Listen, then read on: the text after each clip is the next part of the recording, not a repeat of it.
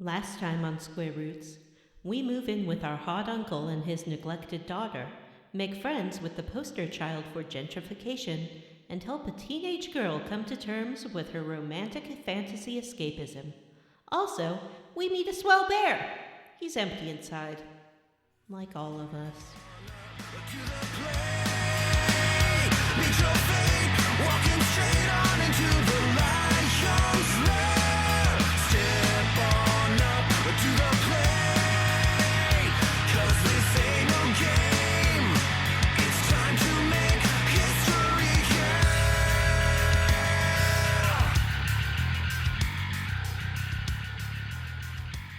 Hey everyone, and welcome to Square Roots, the classic RPG podcast. My name is Jim Banks. I am joined by Matthew Van Zant. Heyo, John Bathhouse Bear Brandon. Whoa. Dial that one back a step there, Jamie. Too real. That one just floated off the lips. And also joining us, as always, is Vanessa. As always, it's me. I'm Vanessa. And this is a podcast where we play and then talk about your favorite classic RPGs. This is a cool Role-playing show. Games. This Role-playing is games. a cool show. This is a cool show. That should be our tagline for the show. RPGs, this is a cool show. Yes, that The definitely. tagline for this show should be millennials. When are they going to grow the fuck up? Sorry, John, I didn't mean to exclude you there. Well, guys, what are we playing? America. This is Playing you. America. America. This This is is you. you. Dum, dum, dum, So dum, dum. we've been floating the idea of replacing the Star Spangled Banner with the theme to America's Funniest America's Funniest People. How do you feel about that? Will you sign this petition? To call Why did you America's say funniest America's people? funniest people? Yeah, people. It's not. But No, it's- these are home videos, John. Oh, That's is why that- it's called America's Funniest Home Videos. Oh well. Oh, I thought that was the theme to people. No. There's no America's Funniest People. What are you talking about? With Dave What are Coulier? you talking about? It was a block of two shows. First was America's Funniest Home Videos, hosted by Bob Saget, and then America's Funniest People, hosted by Dave Coulier afterwards. Oh my So gosh, you're saying that it was a a show. segment on your local ABC or something? It was Dave Coulier. Uh-huh. America's Funniest People, hosted by Dave Coulier, then Arlene Sorkin, then Tawny Katane. I remember Tony Katane hosting it. That one was like YouTube. It was people being funny. It wasn't accidents caught on video. Anyway, so how do you feel about changing the national anthem to the theme for America's Funniest Home Videos? Great. I think it really, Change.org. yeah, it reflects our current state of culture more than the Star Spangled Banner. I like to think that we respect our listeners' time more than to immediately dive into a huge sidebar like this. But I have to say that I'm incredibly opposed to using the America's Funniest Home Video song as the national anthem. Why is that? I mean, clearly it should be Rockin' in the USA. Is that the song from the Rocky movie? What's the I song think from the that Rocky song, movie? isn't that song critical of patriotism? Or am I thinking of Born in the USA? Born in the USA Well, definitely that's- is. Yeah. That's the American spirit. I will say that I'm pretty sure Jill Colucci, writer of the America's Funniest Home Videos theme, was not a slave owner. I was going to say that exact same thing, John, but Yeah. I was going to Google it to be sure, because I don't know this Jill Colucci lady. Yeah, we should double check that. No, we are not endorsing Jill Colucci, FYI. Hey, we're playing Persona 4. This is our second episode. And before we talk about the show, why don't we talk about how we leveled up? Oh, just pushing us right along, man. I really appreciate that. Great job, Jim, before Matt. the show started, I asked John and Vanessa if we could keep this to about a tight hour and a half. Uh-huh. And I intend to occasionally try to move things along. gonna be when tight. I'm not It's gonna also be just tight. having a good time being stupid. So, well, let's talk about how we leveled up, friends. You know what? Matthew, Maybe why it don't should you- just be maybe the Star Spangled Banner for America should just be Rocky's theme song, right? It's like the most uplifting song of all time. Dun, dun, dun, dun, dun, dun, dun, dun, dun. Why can't it be Affection, the cover by Sapphire? I mean, that would be a great thing. Although In a that's great kind way. of, that doesn't feel like America. Segue into my Setting you up. level up. Hey, my level up for this week is that I love Persona and I love Persona music. And in digging around for the theme song for this season, I of course ran across old best friend of the podcast from the Persona 3 season, Sapphire, who allowed us to use one of her covers as our theme song for that one on YouTube and then on Spotify, and realized that she has 2 Persona cover albums that are available to stream, called The Velvet Lounge and The Velvet Lounge 2. Is The Velvet Lounge? I think it is. And they're amazing. I mean, y'all like Persona music, right? I love it. Jim doesn't love it. Jim, do you love it or do you not love it? Yeah, it's good. Okay. It's good, I sure. mean, speak up. I'm not listening to it in my free time. I mean, But I I think am it's right good. now. I was listening to it in my car today. You know, they've got Affection from P4. She's got a couple of tracks off of P5. She's got one off of P3, the one that we use for our Memories of You, I think, or something like that. I'm not good with song names. Anyway, that's my level up. Gangs, go listen to Persona covers in your free time. What else are you going to do? Should be staying home anyway, right, Jim? How did you level up? Sure. I beat a game, because I'm a gamer. I beat a video game called Blair Witch. And John, we were talking You are about a Scare gamer. Roots a little bit ago. You're a real gamer, We're Jim. all gamers. And you know what? I beat a game called Blair Witch. And John, I would like to nominate it for Scare Roots eventually. Okay. Yeah. It's short. It's like you could beat it in like 4 or 5 hours probably. Ooh. It's like a first person horror game where you have a dog as your companion, and as you're walking through the environment, which is like the Pennsylvania woods, you can tell the dog to do things. Like if you think there might be an item around, you can tell the dog to like sniff around for items. Right. And you can pet the dog, you can give the dog treats. Ooh. You should Best play the kind game of game is a just game where you interact can with the dog. pet your pet. I do. You can yeah. pet the dog. I do like that like some of those PS2 horror games that had dogs, like Rule of Rose and Haunting Grounds. I want to play those, but they're all $500 each. Oh, Lord. used. Yeah. But that is a good idea for future Scare Roots. In my level up, I will give you my counter idea. Ooh, I'm excited. Yeah, the game actually is really good. I played it with headphones on and got the spookums. Ooh. There are multiple. I think I might replay it. There's multiple endings. I got the worst one. And so I think I'm going to go back and give it another shot. I liked it, though. It has really nothing to do with any previous Blair Witch property.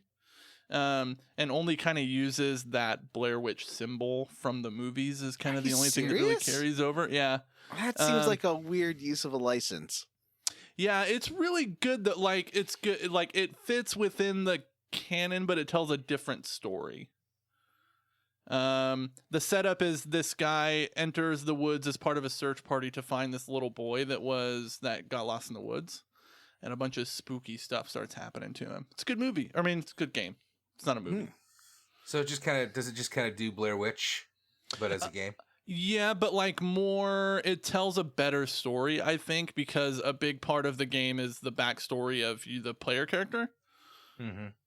And like how that affects what's going on in the woods. Pretty good. And it's got a cool mechanic. Like throughout the game, like your character has a camcorder. You find these tapes that are left by another character in the woods, and the tapes, you can rewind and fast forward the tapes to affect the environment. So like, let's say you're walking through the woods and there's like a downed log, but in the video it shows the log like falling over and blocking your path. You can hold your camcorder up there, rewind the video to where the log wasn't there, and then it'll be not there. And then you can proceed. That's a neat mechanic. It is pretty neat. Yeah, that's fun. Yeah, and it affects a lot of different parts of the game, like where items are found, or what doors are locked, or like just a bunch of different things in the environment. It's really cool. check it out. It's on Game Pass actually, so if you got Game Pass, you can play it pretty easily. Ooh. Let's see. Vanessa, how did you level up? It will surprise you to hear that this week I have been watching TV. What kind of TV? Well, it's sort of summer replacement series season. Oh boy. Insofar as that's still a thing. So I've been watching Agents of S.H.I.E.L.D., which is back for its final season. Yeah, I know thought they've that said- ended. Well, they've said like twice that it would be the last season, but they keep coming back. This season is extra special because it's Agents of S.H.I.E.L.D. Time travel. S.H.I.E.L.D. through time travel. Bum, bum, bum. And they're kind of having fun with it. They went to like the 20s during Prohibition, and they went to the 1950s. They did sort of like a Roswell alien episode, and then they did a film noir type episode where Coulson got bonked on the head and could only see in black and white and was hearing his own internal narration, so he totally narrated it. So they've hit like the Buffy all musical episode Yeah. era of having jumped the shark. That's and just always kind my of favorite pumping out episodes are from the really weird stuff. like the moonlighting ones where they did Taming of the Shrew and all that. That was a great episode. Yeah, or the moonlighting one where she's pregnant and then like Bruce Willis does a song and dance about how he's going to be a dad. No, anything that involves Bruce Willis singing, I'm not here for. Really? You're not here for Bruno? Or Hudson Hawk. Oh. Didn't he have a band too? Yeah. Had a band? I'm sure he does. What was his band called? Bruno and the Dum Dums. The Bruce Willis Blues Band. Ugh. Sounds great. I I got the pumping out millions of dollars in crap movies blues. And I'm also watching season 2 of Nosferatu. Ooh. I watched the whole first season. I didn't really care for it, but here I am on season 2. What else am I going to do with my Maybe time? it'll get better. Maybe it will get better. It's weird enough that it kind of It's not keeps me gonna. interested. And I also watched a really dumb movie called Lights Out. It was about a family being tormented by some kind of specter that only appears when the lights are out. Ugh, And Ooh. it was not even 90 minutes long. So Wow. they took whatever they filmed and tried to make it into a movie. It really feels like a big chunk of it is missing. Was it good? No. What- And that's how I leveled up. Was it were they first haunted by Smersh and then it became Spectre? Yeah. Okay. And then they were like, "Do you expect me to talk, Ghost?" And Ghost was like, "Bleh." it's just a ghost. Yeah. Do you know they're So- ghosts the whole time? Basically, but then it's like, I don't think it was originally written to be a ghost. Like, I think they had written in some kind of twist and then decided to take it out because it really does not make sense. So that's how I leveled up. Wait. Yeah, I want to add yeah. something. Okay. I finally saw the reboot of Child's Play, Ooh. Oh, yeah. and I liked it. I liked it a Yay. whole heck of a lot. I thought it was great. I'm kind of like it even more than the original, to be honest with you. Whoa. Yeah, Whoa. it's really good, and I like the setup more than I liked the originals. Well, it has one of my favorite actresses of all time, Aubrey Plaza. Mark Hamill's doing the voice of Chucky. Mm-hmm. Mhm. You do a good Joker? He does a good job, and the kid that plays Andy Barclay is really good. There's a lot of funny moments in it, and it's way gorier than you think it's gonna be. Like you see like the first like 40 minutes of it, and you're like, this is kind of like a teen movie. It feels like a Home Alone, and then Chucky drops a guy onto a table saw. Yeah. You're like, oh. I skipped that whole part. Okay, but yeah, Do I just wanted. you agree with me that it gets a little tonally strange and that his first kills are sort of like justified almost, and then later he's just psycho. Yeah, the people definitely like the first couple of victims. Definitely like the movie makes you think that they like have it coming, and just so you don't feel that bad about it. Yeah. And then it's like full on like putting kids in mortal danger. Yeah, a nice grandma It's a gets weird killed for no shift. reason. Yeah. Yeah. I guess I'm the only one of us that hasn't seen it. You should check it out. It's on Prime. Yeah, I will. I liked it a lot. I watched a great movie that you would love, Jim. It was called No Retreat, No Surrender. It had Jean-Claude Van Damme in his first role. Is this Matt's level up? Or is Vanessa I still did. leveling up? I did already level I up. passed it off to Jim. Oh. No, I already win. No, It's John's I turn. passed it off to John. Oh. I was just taking advantage of the momentary confusion. Well, Talk about a great movie, John. two things. I actually played PlayerUnknown's Battlegrounds with Matt. What? And we took a train in the wrong direction into the It's true. Badlands, and then we in the second one, Matt drove a tuk-tuk and got shot off of it. Well, he stole my tuk-tuk that I was having problems because I hadn't played it on Xbox before, so I didn't know how to get out of vehicles. It was a little messy. He was being annoying, okay? Like, you get it, listeners. I You didn't get know how to get out of vehicles. Now, tell me how to get out. Tell me how to get out. Tell me how to get out. He couldn't hear me is the thing because the microphone was not working. Right. Also, I installed a game on my computer, another one that I think might be a good Scare Roots game called Resident Evil 6, which I thought was terrible when I first played it on 360 like 6 years ago. But now coming back to it, like running at a good frame rate on PC, and like now that I know that Resident Evil games will get scary and good again, I can enjoy how Michael Bay stupid this, or maybe Fast and That's the Furious stupid this game is. Now, hang on. That has got to be way too much of a compliment. Fast and the Furious movies are way better than you realize. Did you see the screenshot for the first 5 minutes of the game I put into chat? I shot the president. It's just a close I up of did see Leon. that. That's amazing. Yep. It gets weirder and dumber from there. So, and it's also all Hi, excuse me, hello. Is this the one that's set in Africa? no. That was 5, right? That was 5. And Shiva doesn't come back, which I thought she was like everyone's favorite character from 5, but they're like, since it's not in Africa anymore, we don't need a black character. So, Jeez.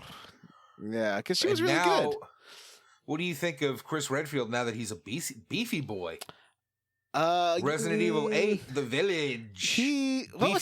Beefy Redfield. What's the name of that whatever Donovan show we used to talk about? Ray Donovan. He right? looks Ray Donovan-y, which is not my type. He's like he does. he's like a broader Ray Donovan though. Yeah. Nah, he's not for me. Barry Burton or there's a guy introduced in I bought a bunch of them on sale. So I got Revelations 1 and 2 as well. Not the books from the Bible. And one thing that's really cool in that is there is a fat not a player character, but a fat like main character and they never like make fun of him for his weight, which is really unusual for Japanese games. And we will get into that with Persona. Everybody, please open your scripture to the book of Albert Wesker. Now I would like to turn you to the pages of T-Virus. And lo, Jesus bestowed the T-virus onto the people of Raccoon City. So I think we'll have to All do a double header of what was that one called? Blair Witch and Resident Evil 6. And I think Vanessa maybe would want to come on for Soma sometime because that has a story mode if she doesn't want to do the combat. But the combat's stealth, so it's all Vanessa's thing anyways. Ooh, that's my speciality. But it's more like an Edith Finch-y, like kind of thinky horror game than. And there's some body horror as well, but it's really a thinking horror. Like the horror is in implications of things and not in like the gore. You mean it's like the atmosphere? It's in like it's not it's weird, and talking about why it gets into like things of personhood and that self in a really interesting way, and like AI ethics, like psychological horror, like yeah, is it like yeah. sci-fi? I would say it's like, yeah, totally sci-fi horror, and I think Got it. that should be on our Scare Roots list as well. Heck yeah. Yeah. All right. I think that's it. Do you want to tune into the Midnight Channel? Yes, I do.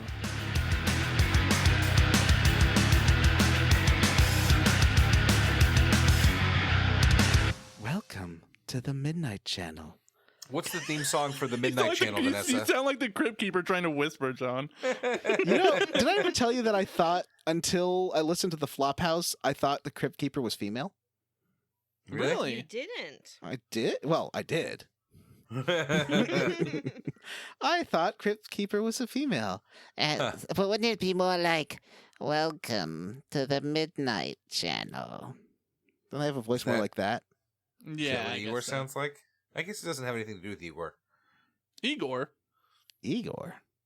The Midnight Channel. Well, Igor also has a voice like that. this. He's in the Velvet Room, bro. Yeah, the Velvet Room. But the Velvet Room shows up in the Midnight Channel. There's a door to it. That's true. God, Jim. The Midnight Channel is not the same thing as the other world. Wait, what's the other? Is the other world where the Velvet Room is? Sure, but it's where everything is. The Midnight Channel just shows a little peek, but it's not like the same thing. As the TV world? Yeah, it's like he's not on the Midnight Channel, just like I'm not on ABC News, but I live in the same world where they film it. Oh. I like, how does one get on, like, what is the difference? So let's talk about that, actually.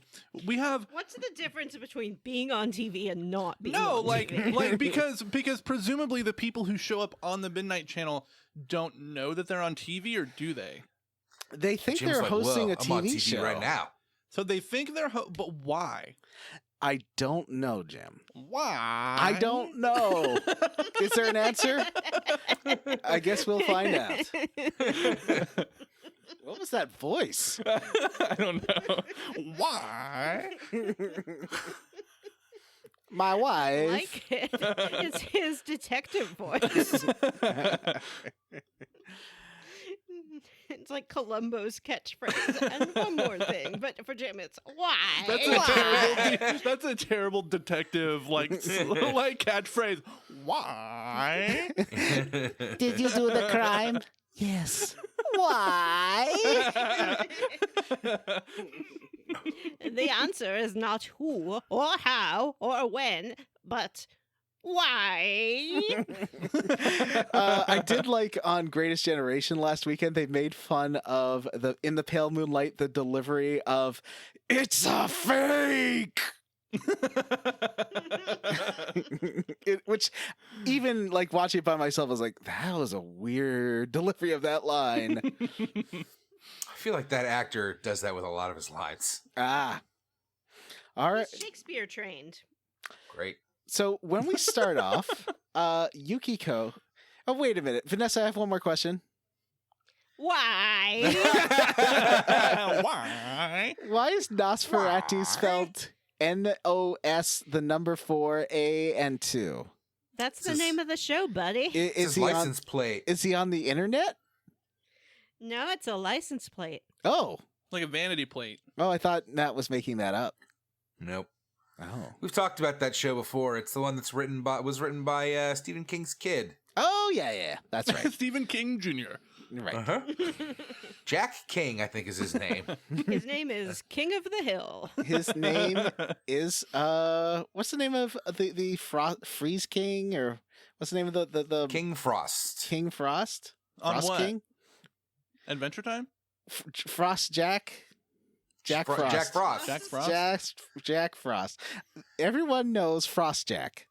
If he's Everyone the knows son, maybe Frost Jack. shouldn't he be Stephen Prince? Oh. Until he takes that crown by force. Why? So we start out with Yukiko, safe and sound. We have rescued we did her. it. We rescued She her. is home. She's not at school because she's taking some time off, recuperating from meeting her other self, who is also part of her, but it is the submerged persona. And then we also have to deal with the fact that exams are coming up. Boo. Boo. Dun dun dun. Isn't it hard being a teen? It is. And also, Golden Week is coming up. What's Golden Week? What It's is like a holiday. It's like a week off in a Japan. holiday? I think it's like a series of holidays. I know there's Children's Day, Mhm. there's Respect for the Elders Day, and maybe Nature Day. Sure. I feel very unqualified in talking about that. Me too. Mm-hmm. So they do have a little meeting at Juness. They just want to like sort of get all the facts together. They have no idea who the killer is. The only thing the victims have in common are that they're women. And then Yosuke is like freaking out about exams and is like, "Oh, could I get some private lessons from you, Yukiko?" And she flips out at that. Yeah, she slaps him across the face, and She- he's like, "Why?" What? Why? Yeah, she is not into the creepy way that he wanted to get private lessons. And frankly, I think she was right. I don't think he was being intentionally creepy. I think she misinterpreted it. So even if I asked for private lessons, Sure, and what? I want private lessons in geography and calculus. Well, I'm not great at calculus, but I can probably help you with your geography. Oh, well, that's great. What's an estuary? I don't know. I said I'd help. Not I'd do It's a it for horse. you. Right?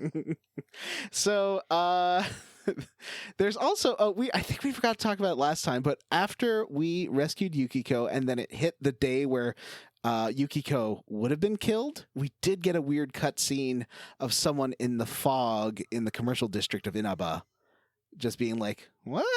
Where are they? Yeah. Huh? Yeah. Why nobody? Where's everybody?" Where's everybody? There it is. So, My mortar's been foiled.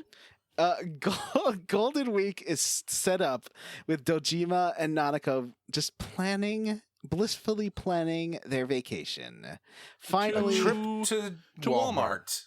well, he wants to like go somewhere, like go camping. And Nanako's like, "I want to go to Juness." And he's like, "Well, we can do that, but how about we like go somewhere?" And she's just really excited about the idea of going to Japanese Walmart. Yeah, Mhm. with her dad, which is the saddest thing. She just wants to go with her dad to the store. Uh-huh. Well, he She does. does. She Instead of just wants to going spend alone. any time with their dad. Yeah. He does say, no, this time we're going to go somewhere. But then, like, immediately gets a phone call. It's like, oh, there's crimes. I have to go solve crimes. Yeah, he forgot he was the chief of police or whatever. Well, all the young guys are off sick, so he has to, like, cover their shifts. I like Dojima-san. Ah, I don't. He's very terrible to his child. But there's reasons for it, John. I mean, not that it's an excusable thing, but you It's know, kind he's of got not. his own That's the stuff going problem. on. Yeah, He's a but to single the extent dad, that he he's doing his neglects that best. child. Yeah, and like is- he explains about how he doesn't like feel, and we'll get into this a little more later when we go into the social links, but you know, he doesn't think of himself as worthy of Nanako. Yeah, because we will talk about that later today. Yeah. Because I did get to him sort of Mhm. saying, like, she reminds him of his wife, and we'll get It into that. sounds like a personal issue, bro. Yeah. Yep. And I was like, she's still your kid, and you still have to be your dad. Yeah. I don't care who she reminds you of. Yeah. So Nanako, instead she's super sad and she's always trying to be brave. She's such a little soldier, but it's okay Mhm. for her to be sad. He promised her like an hour before that they were going to go camping and go to Juness. Yeah. And then he's like, no. And we're going to make box lunches together. Mhm. I mean, is he the only cop in town? Tell them no. Well, no, I mean, Like, I'm sorry, but I'm not capable. I'm not able to do this for you. there is Adachi. Yeah, Adachi is also in town, but he's sick. And there was that one Adachi cop. likes hanging out with a teenage boy at Walmart, so I don't know what his deal is. He's just hanging out in Walmart all the time, and you just chill out with him. Adachi also hates old people, but we'll talk about that later. Maybe. All right. So Nanako comes with you and your friends to Junes, and she has a really nice time. She's never really been out. Everybody plays. She's really sweet. She sings a terrible song, and it gives me cold shivers down my spine. I think that she's like a Chickathulu. She's the secret murderer. Yeah, I think she is probably. It's like a good son kind of scenario. Yeah,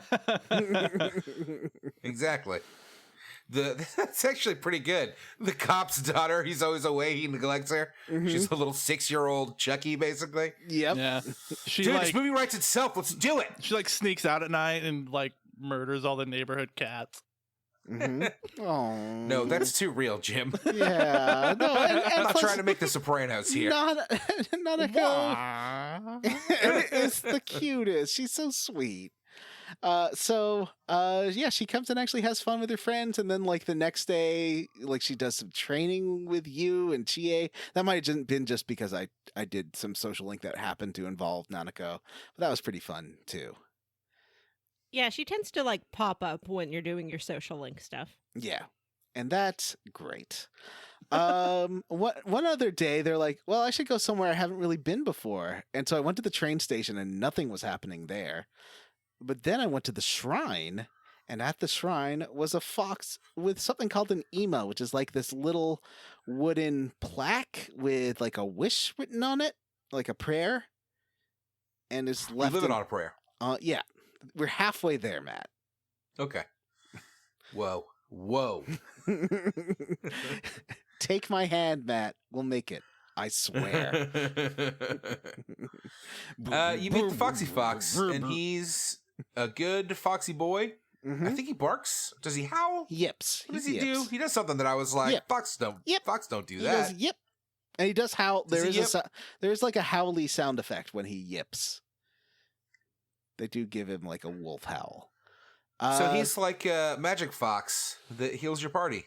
So you read about this old man who wished he could walk better, and then the fox comes up to you and drops a big pile of leaves for you, and it's like motioning you to like look at the ema, and then an old man walks in, and you're like, he's like, hey, can I have some of those leaves?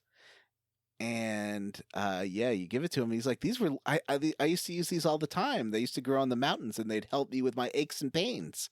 And lo and behold, he applies it on himself and is just springing around. Yeah, he's like, whoop-de-doo, I'm young again. You can go see his grandson now. Yeah. So we've done a good task for the fox. There's many more fox tasks to come. I didn't realize one of them you have to go to school to do. Some of the quests don't give you a lot of guidance, unfortunately. No, they don't. A lot of them seem to be like, go back to a dungeon you already did and fight stuff until you get an item. Oh, is that like to get the angel and devil statues? Uh-huh. Yeah, I think so. I tried to beat the king, and because you can now go back to Yukiko's dungeon and beat the king up, but the king is like really hard. Super tough. I went back as like a thing to grind before I went and fought the last boss, and was it of this month's whatever, and I was able to beat him at that point. But yeah, he's tough right after you finish the dungeon. Yeah, he's got an attack that does like 200 damage to everybody unless you've got good armor. The rebellion. So that's the king. Or something like that. So we saw the fox, and then we went to school. Mm-hmm. I just wanted to like highlight a couple of the teachers here. We talked about the one with the Egyptian headdress and the little staff thing last time. But let's talk about Mr. Hosoi. He's just the guy from South Park, right? Pretty much. He does have a puppet version of himself. And he's like, okay. Mm-hmm. But Yeah. I like Mr. Hosoi. He's a lot of fun. Don't do drugs, okay? And he's like telling you about interesting sounding Japanese authors and how to translate "I love you" into Japanese, which is The moon is very beautiful tonight, isn't it? which is a much less subtle way of saying "I love you," or much more subtle way of saying "I love you" than just "I love you." It's like an inference, something that you have to interpret. Yeah, you have to think about it. Mm-hmm. Beautiful like me? Is that what he's saying? Oh, senpai. So that's really neat. I love learning about cultural idioms. I find Yeah, it's cool. So, Mr. Who's your favorite teacher so far? Mm, We haven't got to the H'est of the T's yet. no. Jim's. I think I do like Egyptian lady because she knows what she likes and she goes for it. During And the she- exams, it cut to one teacher who's okay. Women get commented on for what they wear and how they look all the time. I will say she's very assertive in the amount of makeup she's wearing. Yeah, there's that one teacher. She has like weird dead eyes. It's like her eyes are just dots, and then she has like lashes all the way around in a perfect. Like a silent Mhm. film actress.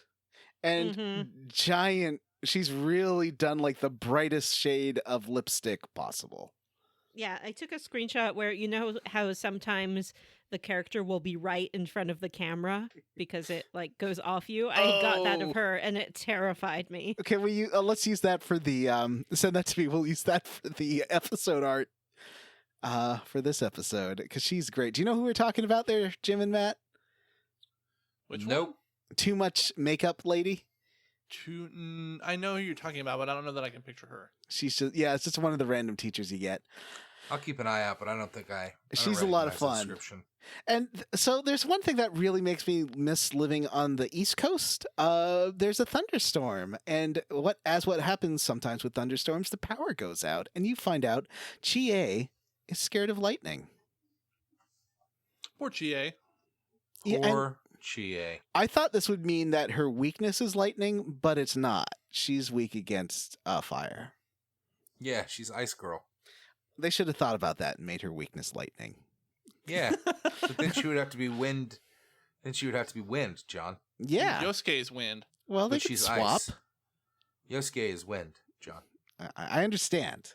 I'm just saying that they could change it if they wanted to. So, so I really like this scene because it just reminded me of being a kid when the power went out, like back in Quebec, and there's a really bad thunderstorm, and you're at school, and it's just like so weird and scary, and it makes you realize like teachers can't control everything, and this is something like bigger than any of us. I love thunderstorms. So do I. We've been having some big ones here lately. When I was in, I was just sitting here today wishing it would rain. Just give me some rain. I was in North Carolina once, and it was the biggest storm I've ever seen. And apparently, those just happen all the time out there. Vanessa, what are your feelings on storms and thunder? And midterms. I like them. I tend to find them sort of comforting. Me too. I really like them because I feel like they make you realize that we're just animals and that this is still like a planet. We can't control the weather. We can't control that lightning, you know? Yeah. Mhm. Welcome to Johnny's Metaphysical Corner. All right. Have you guys ever seen that Edward Norton movie where they wax poetic about thunderstorms at the end of the movie? That's like the last Incredible Hulk? scene of the movie. No, Leaves of Grass, where he plays a dual role as twin brothers. Oh no. It is. It does not sound good. It's an okay movie. It's pretty pretentious though. Yeah. One of sounds the like it. characters, one of Edward Norton's characters, is a philosophy professor. So he's got lots of stuff to say. Yeah, I haven't seen that, and I haven't seen the new one where Mark Ruffalo plays twins. Isn't that interesting that we have two Hulk actors who have played their own twin in movies? Has Eric Bana played his own twin in a movie? No, but Nicolas Cage has. Think about that. He We wasn't should the Hulk, all though. like do an episode where all like being our own twins, except for Jim, who will get replaced by his sister. Yeah. Jim, what's it like to have a twin? When you're growing up, it kind of sucks. Speaking you of gotta- kind of sucks. Oh no, go ahead. you gotta share everything, and you gotta like be around them at school. And if you do something bad, they'll tell your mom. Did they separate you, or were you in the same classes? No, we were in like pretty much all the same classes all the time forever. Well, this was Manhattan too, which I imagine. doesn't no, have this the was biggest- this was Miltonvale. Oh, This is small town, John. right. How do you all feel about midterms? You know what? I'm just gonna psychically guess here. Vanessa likes taking tests. Yeah, I like this part of the game.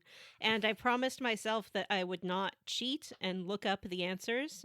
So I just went on whether or not I had actually memorized the answers from the game. Mm-hmm. And I think in one of the tests, and I don't think it was this one, but at one point I did miss one question, and that was pretty shameful. Did you get in the top 10 Yeah. anyways? That's a real Yeah, embarrassment. I got in the top 10 every time, if not the highest score. I got the top 10. I think because I got every answer right. I did look up one. I got to admit that.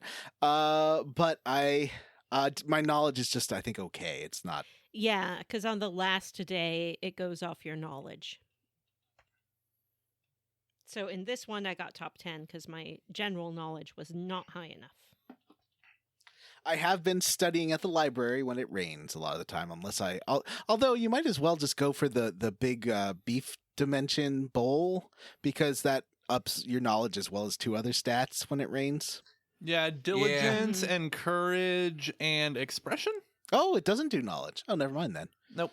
No, It I does think you're right. I think it sometimes, does knowledge. Well, maybe it moves them around. Oh, it doesn't. Yeah. Isn't it like the knowledge to know your own limitations or something like Yeah. that? Yes. Yeah. I read yeah. that how to study guidebook, so I like to study at my desk and get 3 knowledge points. Ooh. Mhm. I'll have to do that. I haven't finished my how to study book yet. Yeah. There's a speed reading book later in the game, which is great because it lets you read Yeah, 2 that really chapters is. at a time. Ooh, Oh. that sounds good. I need Mm. that.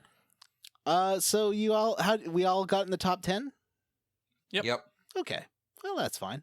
That does make there's a weird thing of like Thanks, Mom. your What the fuck is happening right now?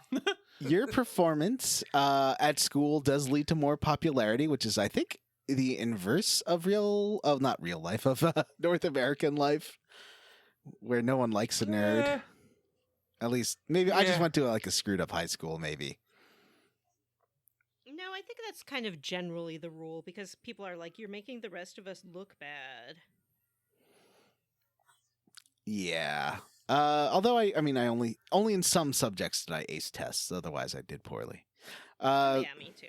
So, I like it. This reminds me a little bit of how Persona 5 handles the transition to the next dungeon, where it's like suddenly on TV something will be like the next theme of the next few weeks, and Mhm. on TV this time they're interviewing a local roughhousing biker kid. Although he isn't a biker, he attacked a bunch of bikers on TV, and Dojima's, and that's why they're interviewing. But they blurred his face out. But Dojima's like, "Why'd they bother blurring his face out? We know who that is. That's yeah. Kanji Tatsumi. He attacked those bikers because they kept his mother awake." Yeah, local troublemaker Kanji Tatsumi, who is 14, I guess. Is that right? I don't know. He's a not in real, there. like, Year tough kid. younger. He's a tough kid. No, isn't Yeah. he in your class? I thought. He's in the He's- year below. Oh, okay. He's in the year oh, below. I thought he was in your grade, but just in a different class. But I guess he's grade below. Okay. And he's like, he barely goes to school, and he's like, that's why Dojima knows him. He knows him from work. And then you go upstairs, since it's raining, to go watch the Midnight Channel. And on this Midnight Channel is a man. A man? But But we all ha- our victims have been women. It's true. So then you go have a little meetup at Junes to discuss this, and they do discuss that. Well, I guess this does throw away their theory that it's all women, and and then Chie kind of says that a couple of times, like I guess that disproves that it's a woman, and then Yosuke's like, yeah, we're just saying that, and then Yukiko starts laughing and just cannot stop laughing because she's got a funny bone that Chie sometimes hits. Which she's hidden from the rest of the world, but apparently, like, she's like snort laughing too. Yeah, I like it. I mean, it's fun. I like Yukiko. Yeah, it's cute. I like everybody in this game. They're also likable so far. Yeah, they're fine. Wow. Matt, checking in. How do these characters compare to Persona 5? Who do you meet? And I mean, Anne's the best character ever conceived. But everyone likes the other one. Not Futoba. Who's the one? Matomo, I think is her name. The one who's the Makoto. Yeah, Makoto. Everyone loves Makoto. Yeah, Makoto's great too. They're all right. You know, I like Yukiko a lot. Chie kind of annoys me. I'm not a huge fan of Chie. I've said before that I like Yosuke more than I liked the Junpei or Ryusuke. Oh yeah, the guy in 5. He's The irritating. guy in 5. Yeah, they both kind of Ryuji? irritated me, and Yosuke does not irritate me in this so far. So they're all right. I like Yukiko. She's fun. Somebody put in the notes, more importantly, who is hotter, Yukiko or Chie? Well, no, that's because I put that in the notes because that's basically what happens. So, they decide to go watch the Midnight Channel again, and you watch it again, and shock of all shockers, it is definitely Kanji, Whoa. and he seems to be kind of queering the place up. Kind of queer the place up. For new listeners, let me just state first that I am gay. This is maybe important for any of the impressions or opinions I have about this. So, yeah, Kanji's like at a bathhouse. Well, how many teen Japanese people do you think know about gay bathhouses? Because everyone seems real confused about what's going on. Yeah. But it does allow you as the player to be like, I think I get the hints. Yeah, I know where this is. Yeah, it definitely is like, hey, player, do you get it? Huh? Yeah. Huh? Well, The problem is, I don't trust a Persona game. Like, let's do a cutaway. Matt's testimonial camera. Matt's mindset at this point in the game is, I don't trust this game to not make this horrible. Yeah. I think it's complicated. It's complicated by the time it was made, by Japanese culture. I read an essay about it, and again, I am not really qualified to speak about it, but the essay was arguing that Japanese culture tends to view homosexuality more as an activity rather than an orientation. Right. Oh. So that's why it was sort of nebulous, maybe? Yeah. So Yosuke doesn't like. You both acknowledge, hey, that's definitely Kanji. But then they also then Yosuke immediately does it, like, I guess to assert. Actually, this is pretty clever writing. He immediately is like, well, who's hotter? Yukiko or Chie? Because he really wants to establish, I am a heterosexual man. And actually, that's really smart. I was like, why does he make that shift? And yeah, I know why he makes that shift. Because he wants to establish that not only are you straight, but that he is straight as well by ranking them. Yeah, and if you answer like neither is my type, he's like, wow, you really just went there, huh? Yeah, that's what I said too. I was like, neither. No, thank you. So who's hotter, Yukiko or Chie? The answer is their children. Yeah, thank you. I said you, neither one John. is my type. Okay, Yeah. if they No, thank were you. adults. If they were adults. Uh-huh. If you were a teenager, Yeah. If I was you, as in YU, the main character. Let's not answer. Well, you know what? I choose. Let's This just is an I chose RPG, Yukiko man. Let's 'cause RP. She's the cutie type, and Chie's the sporty spice. One of them's like baby spice, and one of them's like a sporty spice. Is baby spice? No, she's more like a posh spice. Yukiko's is posh spice, and Chie is a sporty spice. I will say that I think that I am more like Yukiko than like Chie. And so I don't think that Yukiko is interesting as a romantic partner because I feel like I already kind of get her. Yeah. I- I agree. Personality-wise, I think I get along better with Yukiko's, but I'm probably a better match for a Chie.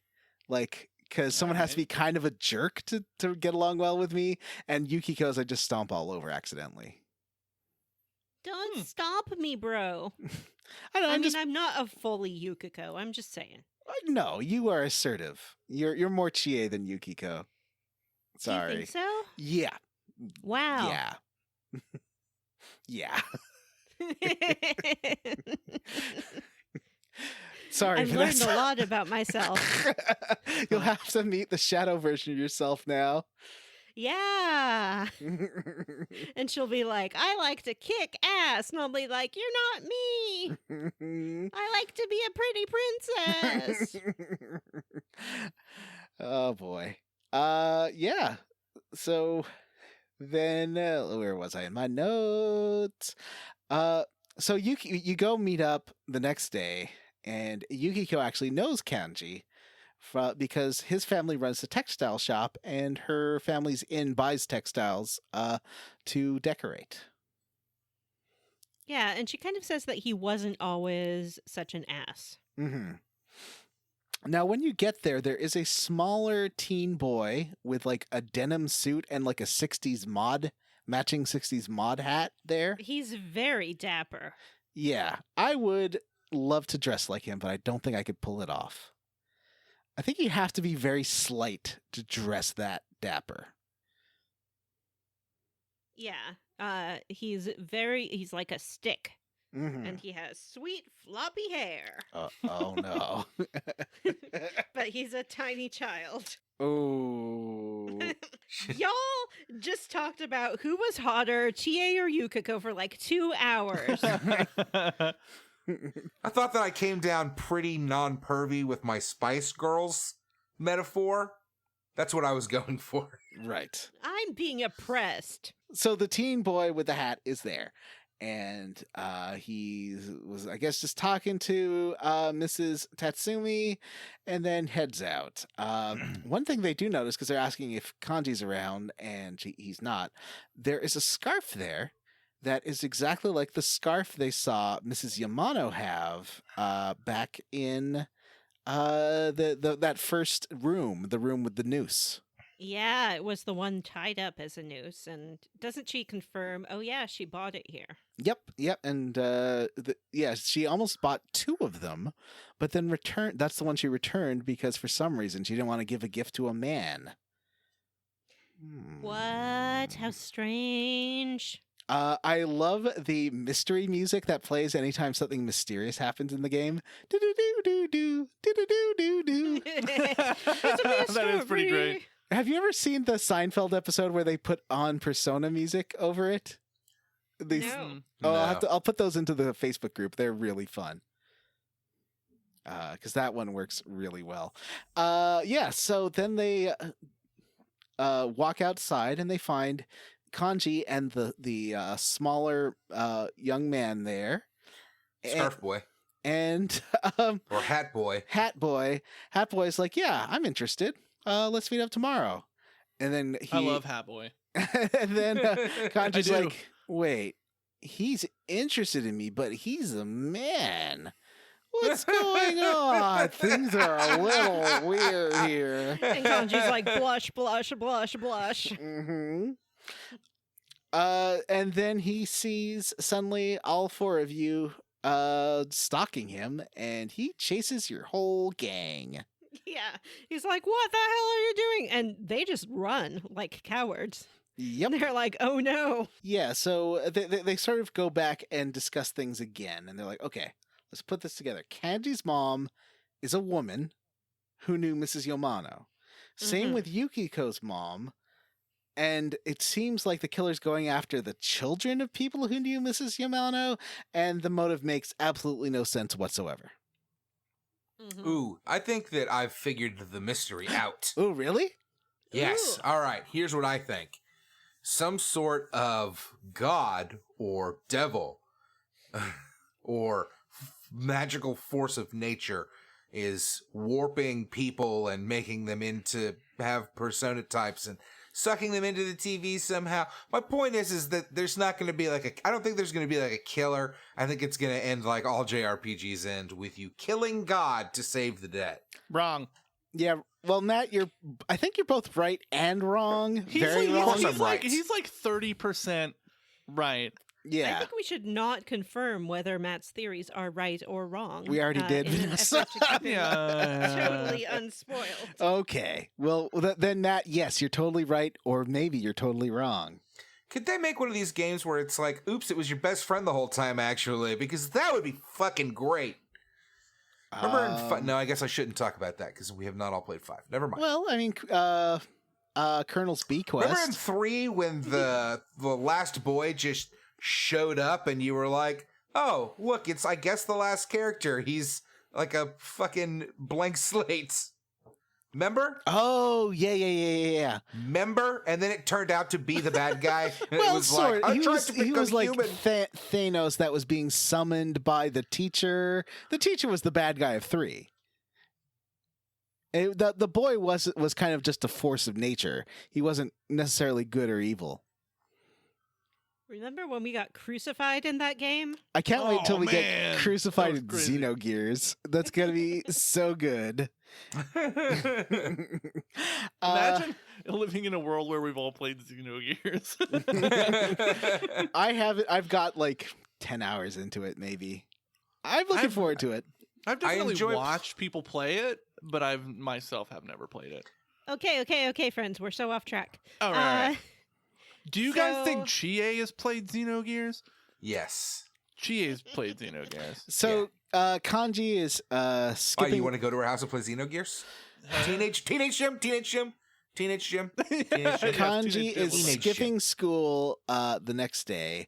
But the next day they decide to follow Kanji because they know that he's going to meet up with Hat Boy outside the school. And they're like, oh, let's split up. Half of us will go follow Hat Boy and Kanji, and the other half will go hang out at the textile mill. And you get a choice of to split up the groups, but does it end up railroading you into going with Yukiko every time? Yeah, because Okay. you haven't established a social link with Yukiko yet, and this is your moment to do so. Right. So because I chose Yukiko and I thought that it would go the other way, but then I saw a playthrough also choose Yukiko, so I'm assuming that it always goes this way. Yeah, I chose Yukiko my first game, and then I tried to choose someone else the second time, and it put me with Yukiko anyway. Mm-hmm. So we get Chie and Yosuke Yosuke. trying to pretend to be on a date, very unsuccessfully because there is no chemistry between them. So this part is the first instance of the kind of casual homophobia of this game, where they're like, oh, I'm getting a weird feeling about those two as they follow Kanji and the Hat Boy. And then Kanji shows up and is like, hey, weren't you guys following me yesterday? And she's like, oh, don't worry, we didn't see anything strange. And Kanji freaks out and chases them. He's like, what do you mean strange? It's not what you think it is. And then he chases them, trying to explain himself. And then they, so you cut to you hanging out with Yukiko and exchanging numbers. And then Chie and Yosuke show up and they start doing the apologies bow and are like, yeah, this didn't work out. Then Kanji ends up running up behind them and they all sort of just stammer. And then so I think Yukiko asks, has anything strange happened to you lately? Which just flips him out. He doesn't like that word. Triggers him. He's strange. like, stop it. Like, get the hell out of here. And rightly so. It's none of their business. And they have been following him around the town. So the next day, Kanji goes missing. Yukiko calls. Well, actually, it's that night, I think. Yukiko calls to say, hey, Kanji has gone missing. And they turn on the Midnight Channel, and you get to watch Bad Bathhouse. Oh. Searching for sublime love that surpasses the separation of the sexes. Toodaloo. Yeah. Kanji is doing a impression from the 1980s of a gay man, I would say.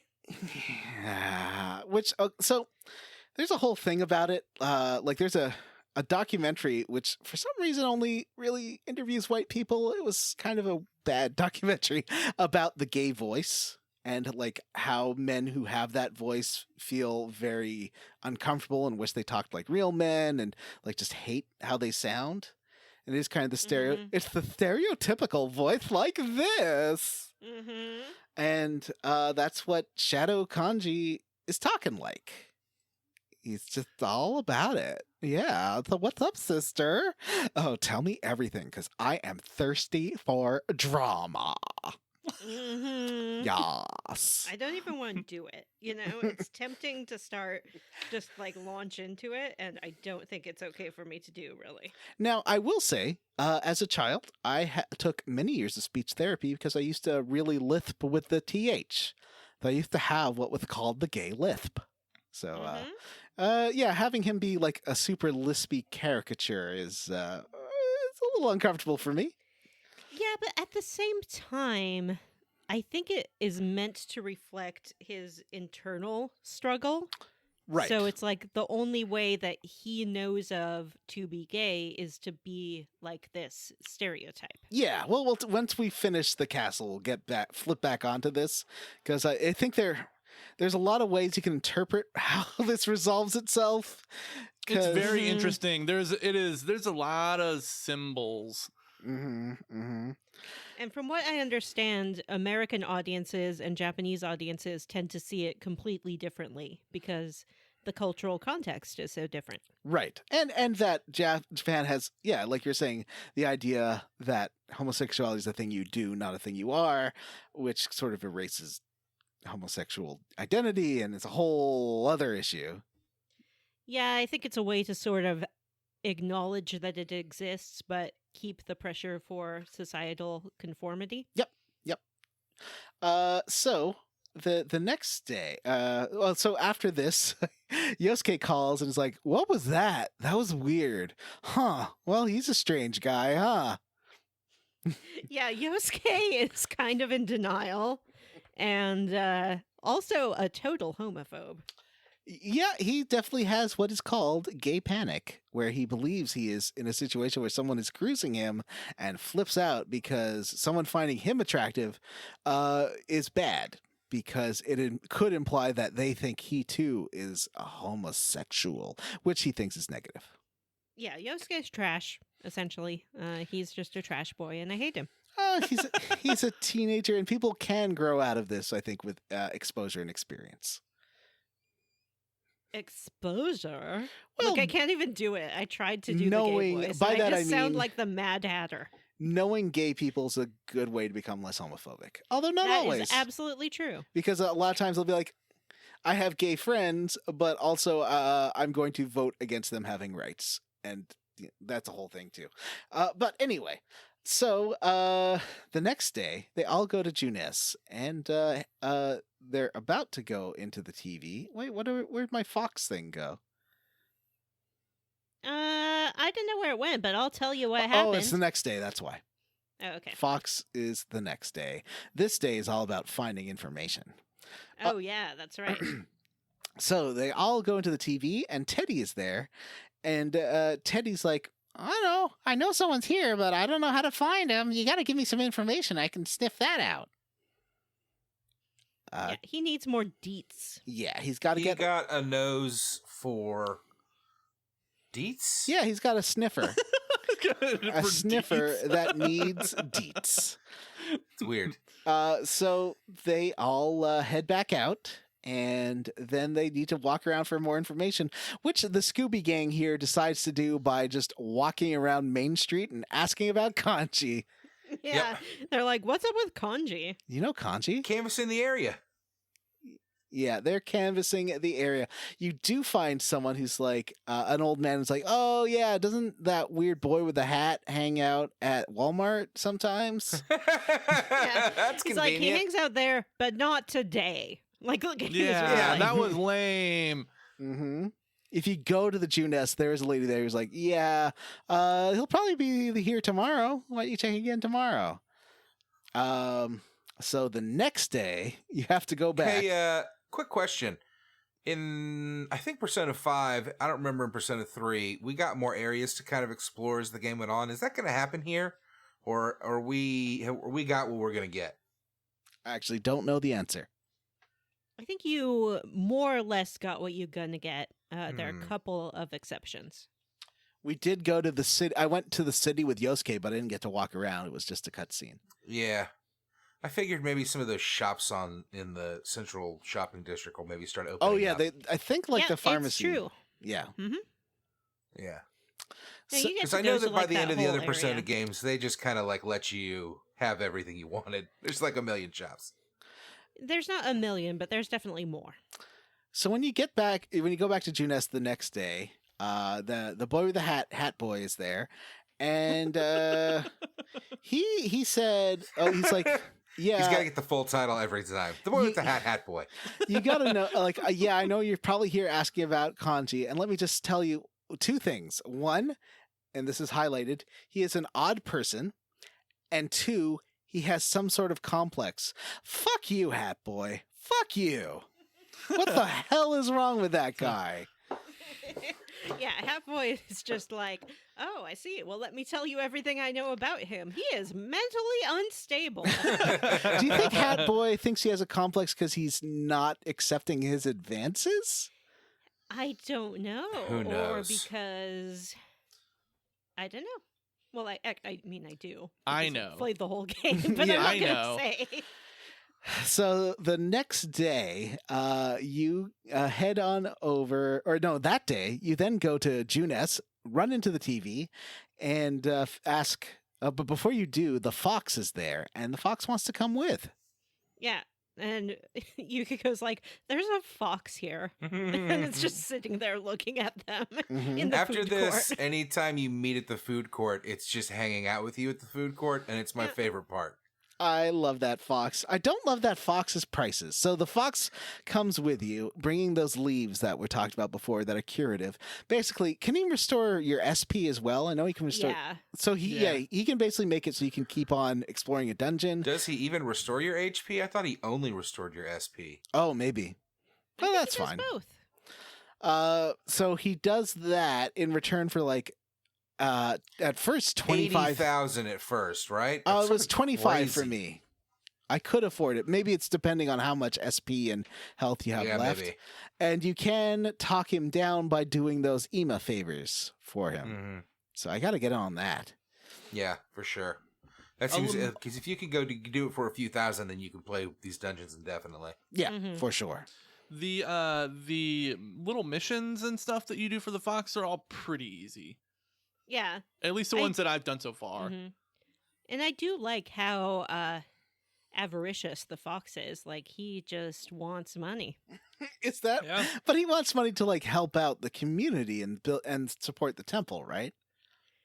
I don't know. I don't know what he's doing with it. Okay, that's true. So it turns out that knowing that Kanji is an odd person with some sort of complex is enough for Teddy's nose. Yeah. Yeah. Jeez. He He's like, aha, now I've got him. I guess he couldn't smell the smell of chlorinated bathhouse mist and Mhm. all that, but that's where he takes you. And as soon as you get there, that bathhouse has some sexy music at the start. It does. And it's steamy hot. And Mhm. So Yosuke still doesn't know what's going on, but is freaking out. Because Yeah. do you think he knows what's going on, but like doesn't want to? I mean, I think he's Yeah. just these are supposed to be really young kids, aren't they? And they're It's like teens. 14. Yeah, they're teens. I kind of took his behavior as like kind of getting what was going on and being like embarrassed and like, you know, wanting to establish his heterosexuality, very firmly several times, but I found it kind of like boyishly silly. Not like he doesn't get like, I don't think He's not angry. Like, he's not going to be violent about it. One time I was 21 and my classmates were like 19 or 20. There were these two guys in my film school class, and I invited them back to my place because we're going to go shoot something after. And so I was like, oh, let's just stop by my place first.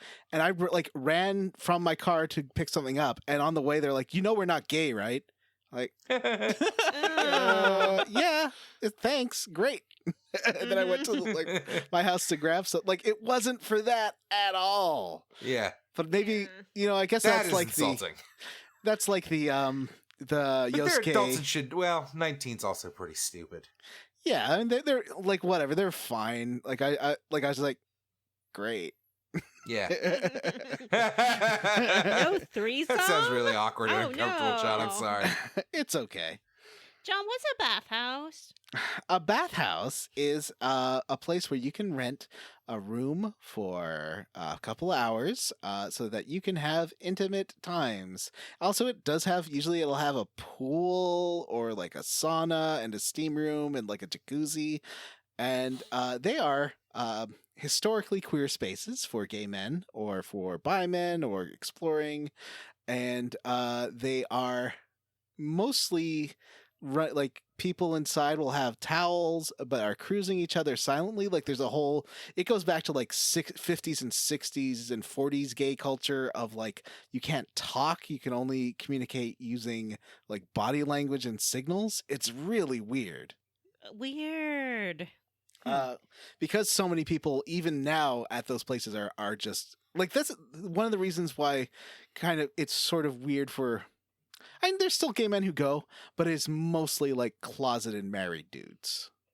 Right, so there's not such a need for them anymore. Yeah, after like now that you can be queer in public in some places, you can now you can just date. You don't have to meet up there, but still now it serves its purpose for people who are exploring their sexuality or do not, for whatever reason, want to publicly admit it. But yeah, it's got a weird thing about like don't talk at the bathhouse. It's all about just doing it. Okay. It's for hookups. Just doing it. Just doing it. So Teddy is wondering why it's so steamy in here, and Teddy's like, something's going on. I can't quite figure it out. And this is where you get the option to be like, yeah, I know what's going on. Don't worry about it, Teddy. You mean like, and then Teddy's like, ooh, Senpai is so wise. Yeah, he's like, humans are so. It sounds like your outside world is really complicated. Yeah, Teddy calls it. Teddy is like, this is bullshit. Like, why would this need to be suppressed? Well, they head to eventually, so you start climbing up the tower, and then a couple of floors in, you find Shadow Kanji, and Shadow Kanji is there with a Hulk Hogan. It's a Hulk Hogan with a rainbow mullet. Yeah, and Vanessa was asking if I was attracted to the Hulk Hogan. No. I didn't ask that. I asked if you liked his rainbow mullet, and you interpreted it as me asking if you were attracted to him. Oh, yeah. I just find Hulk Hogan, like, unerotic. Like, me too. He's gross. Hulk Hogan is sure. the sound of a slide whistle going down. Oh, no. What about like 80s Hogan? No. Even in the 80s, he had that horrible skullet. Like, Yeah. How was that ever the hair of a man that was popular with anyone? He's always had like the skin of a cooked hot dog too. Oh, Yeah. for sure. I mean, But there's wrestlers aren't usually like sex symbols for women, right? Well, but what about The Rock? He transitioned though. Oh, okay. But yeah, for like back in the What about 80s, there was Mankind? Arn Anderson, there was Big Boss Man, Bam Bam Bigelow. Like, there's tons of hot wrestlers, but just not Hulk Hogan. So then you also, so eventually you climb up all 11 floors of this dungeon, and you find out at the top, the tippity top, you get there, and Kanji and Shadow Kanji are talking, and Shadow Kanji is like, I hate girls. They make fun of me because they're like, "Oh, you're not a man. You paint. You're not a man. You sew." I vastly prefer men because they accept me for who I am, or something like that. Yeah, he says that like men are easier to understand, they're more straightforward. They won't He dismiss loves- him Yeah. or He loves sewing and home crafts. yeah. and So then he Kanji gets. kind of Oh, go ahead. decided that he's gay because of his hobbies. Well, we'll get to let's finish this fight first, and then we're going to talk Alright. about, because this is a whole thing. This is a Mhm. whole thing that you will see in many, like especially like Japanese visual novels, where it's Mhm. like, oh yeah. Anyway, let's finish. Let's just do this fight because All right. I got a rant prepped. So you get in, so Kanji gets super mad about this and says, "There's no way in hell that you're me." And then that's the magic words again, and a Mhm. muscle Kanji shows up. I love these designs. Like, I loved him too. He's like sort of little Kanji is riding in a metal muscle suit, mhm. but then and in a he- bed of roses. in a bed of roses. Yeah, he like has a collar of roses, sort of like a oversized Siegfried and Roy kind of collar. Now, remember that there's been like other games with codified queer characters we've talked about, like Suikoden, Uh-huh. where they were obsessed with roses. So I feel like that's like a gay stereotype that just Mm. isn't a thing here. Yeah. Yeah. And he also has two giant metal male symbols. Mhm. And he's flanked by two. What do they call them? Tough. I don't remember. It's like, isn't it like tough guys or? Two pretty muscle men in like black and white suits. I really like those guys. Those guys are Mhm. fun. Yeah. It's a good And look. he makes the fight very erotic. He's like, I want you to give it your all, like, give it to me. Sort of in a sexualized but also self-loathing kind of way. Yeah. Right. He's flanked on one side by nice guy and flanked on the other side by tough guy. Ah. Sometimes you gotta have one of each. This boss fight took me a while. I found it was pretty long, but I was doing quite. I never found his. Did he have a weakness? Because I couldn't find a weakness. I don't think he does. He was easier to defeat once you took out the nice guy and tough guy. Right. Because I think nice guy heals him, and tough guy he has some pretty strong magic. So if you beat those guys, then he goes down a lot quicker. I I also. think does he summon them? I believe so. Yeah. Yeah. Oh. I had Chie in the part. Chie now has Rebellion, which is the one that does lots of damage to everyone, Yeah. which is like a super good ability at this point in the game. Yeah.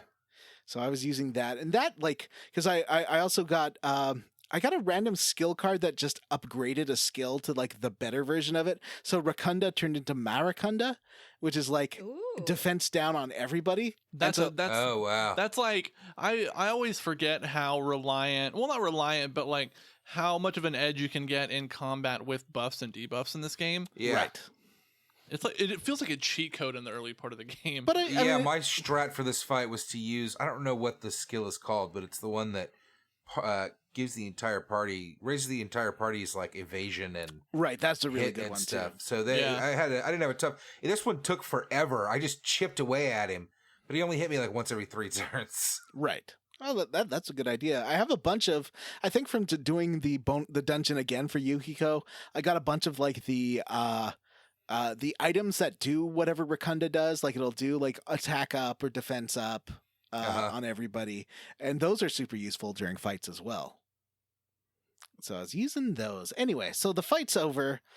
Kanji, but unlike every other time where everyone was just at peace with their shadow after fighting them, Kanji's still rejecting it. And gay Kanji is like, you and all three of you would just make a perfect couple. Boyfriends for everybody. Which is like the Mhm. most clearly queer the character gets. Yeah, he wants to date Yosuke and the protagonist, but not Chie. Mm-hmm. So he does. Kanji does punch gay Kanji out, but then immediately after that, it's like, well, all this stuff's inside me because I really do. I'm not. It's not about men or women. I'm afraid of rejection, and that's why I'm going after men. That's why I'm worried that I'm gay because I'm afraid that women will reject me, and that is Yeah. a part of me. And there's a thing in JRPGs that deal with queer stuff that's always like, oh, I'm not actually gay. It might look like I Yeah. was, but really it's the pressure my family's putting me under that makes me think I might actually be gay. But no, don't worry about it. And also, like this is a huge thing for trans narratives in JRPGs and visual novels where it's like, no, I'm not trans. I just felt like because I was so weak, I have to be a woman in order for people Yeah. to not make fun of me. Yeah, so I just had to dress like a woman. Yeah. So For there's funsies. so there is and yeah, Vanessa, that is legit a whole plot line in Danganronpa 1. Mhm. I was like, oh, I hate this.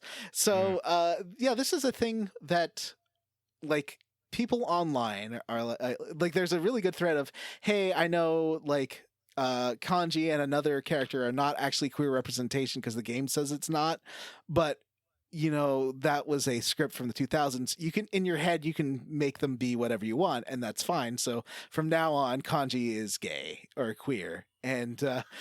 every response was like, "Didn't you play the game? It says why he did it. It's because he was afraid of rejection. He's not gay."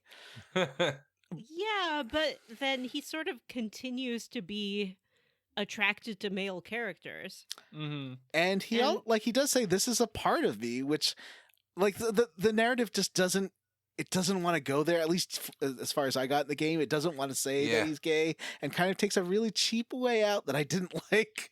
Yeah. Yeah, I would say that if this was a Western gay, or a Western game, he would 100% be gay and learn to accept that. Yeah. Yeah. And this one, it's kind of mixed, but he is saying like, you know what? I can't be mad at you. You're just as tough as I am. Don't worry about it. You are a part of me. And then he gets his new persona, which is You called got it. Taki Mikazuki, which looks like muscle Skullorama. It's like a pirate kind of thing. Well, isn't he like? He looks like a big skeleton in a black muscle suit. Yeah, I thought it was like pirate-esque. I think it's Skullorama-esque. A reference everyone gets.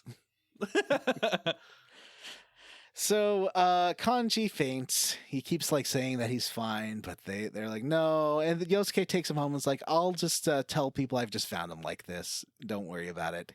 And you get home and Dojima is very happy to tell everyone that Kanji is okay.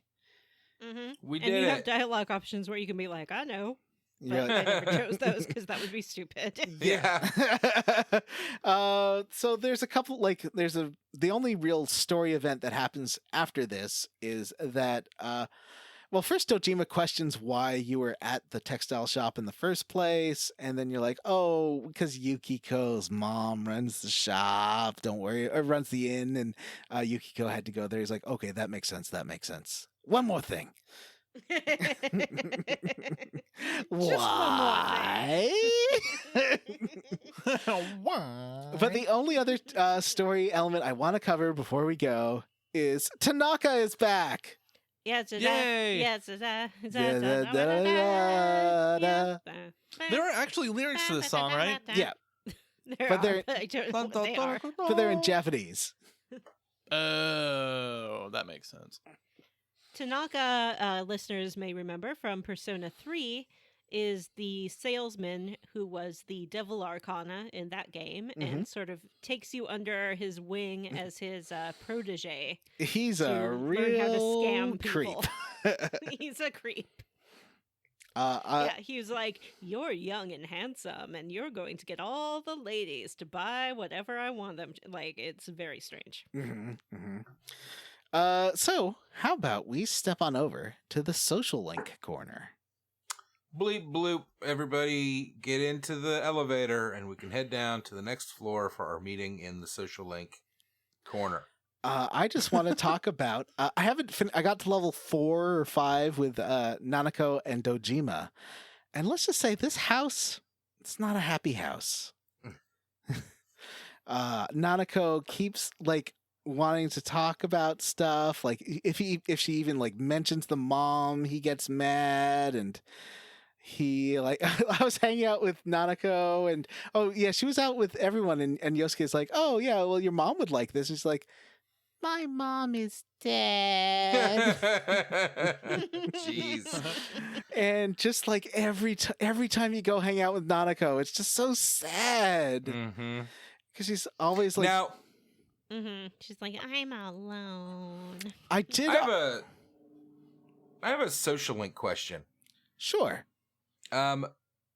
When you go to talk to somebody and it says, I don't think your social link will go stronger today, does that mean that you need to spend some time with them to get a higher, like more friend points or whatever, so that the next time it'll happen? Yep. Or does that mean that you need to hang out and let the story take place so that you'll gather friend points? I think that you have to like do just Organically. a non-level up hangout, and the more levels you do, the more hangouts you have to do before it levels up. But if you have a persona of their arcana with you, then I think it takes half as long to level up. Yeah, and there are other ways like getting good grades makes all of your friend group go forward. Or if I don't know if you've done the thing where you make a lunch. Yeah, I Right. have. I've Yeah. done the gardening a lot, which usually Dojima and Nanako will help out with the garden. Yeah. And that Mhm. that's good too.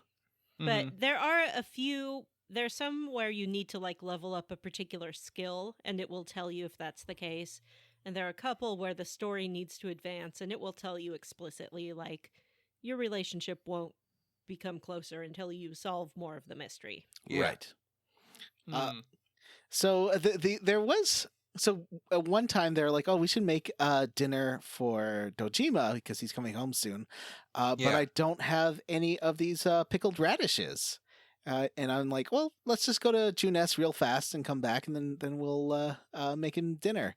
We'll get him special for him. And they come back, and he's just being a real dickwad. He's like, "What? I told you never to leave the house at night, and you're taking my daughter out." Which, okay, I guess you probably should get you definitely should get permission before taking someone's kid anywhere. Which is the one mistake I would say the main character made. But otherwise, they're doing something nice for him.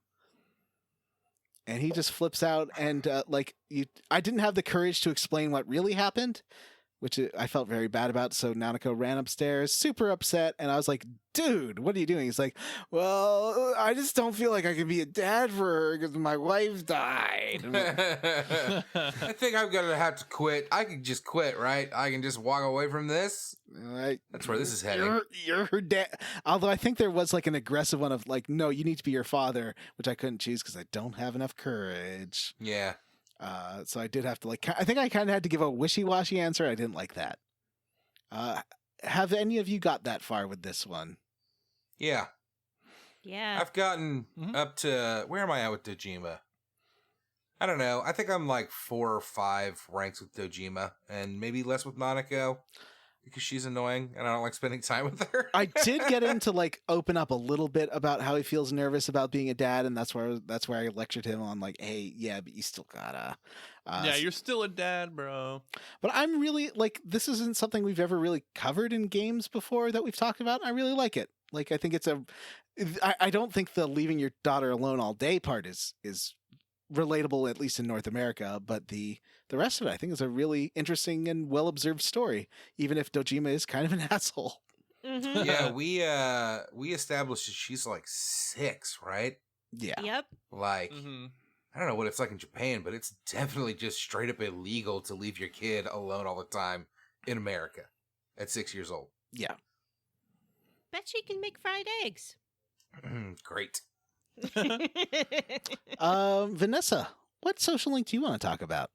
I want to talk about that sweet floppy-haired detective Adachi-san. Oh boy. Adachi, as we have mentioned, hangs out at Walmart all the time.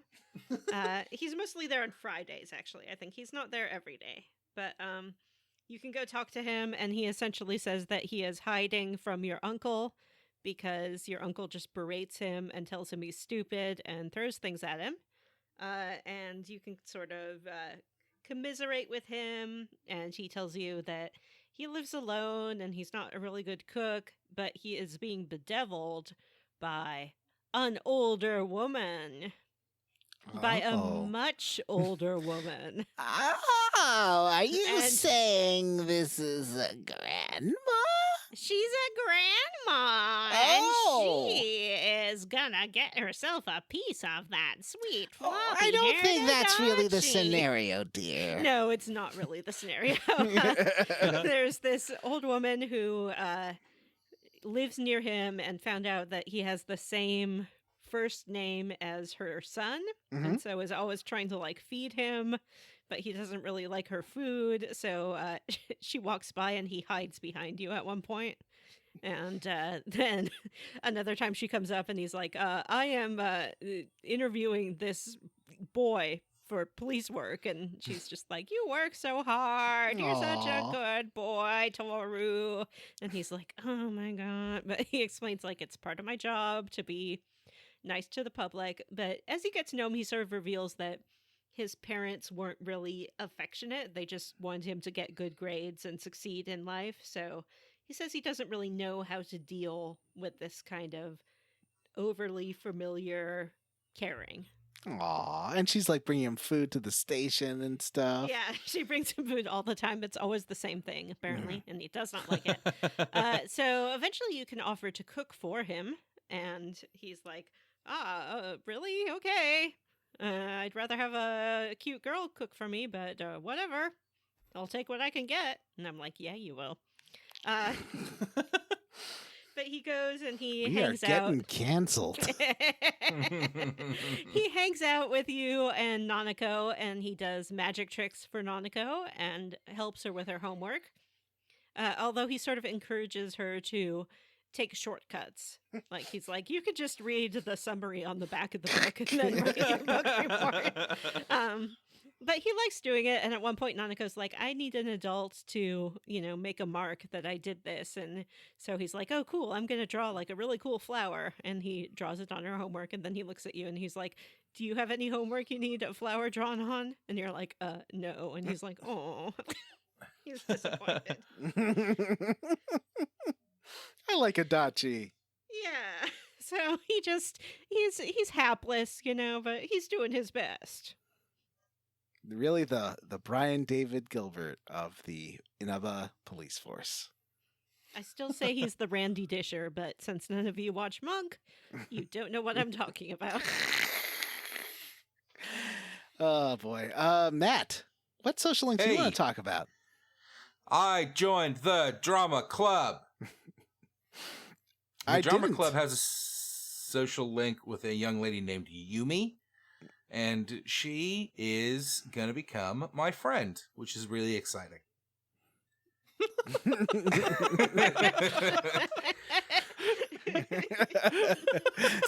You talk to Yumi in drama club a few times and get to know her a little bit, and she talks like after class or after club, I guess. And she talks to you about like how to become a good actor. And she talks about watching films and mimicking or whatever, practicing, learning how to be better. She talks kind of weird a lot about like being anyone but herself.